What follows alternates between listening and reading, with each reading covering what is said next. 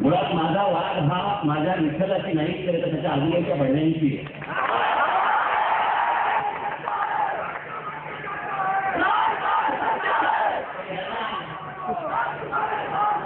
ज्या लोकांना बीड कमिटीचं राजकारण कळत नाही त्या लोकांसाठी म्हणून मी आज या क्षणाला शिवसेनेच्या नेतेपदाचा राजीनामा इथे देत आहे.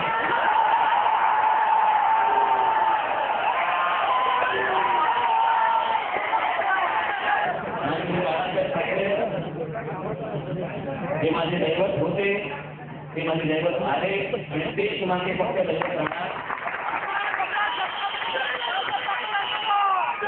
आणि फक्त आपल्याला दसरा एकच गोष्ट सांगेल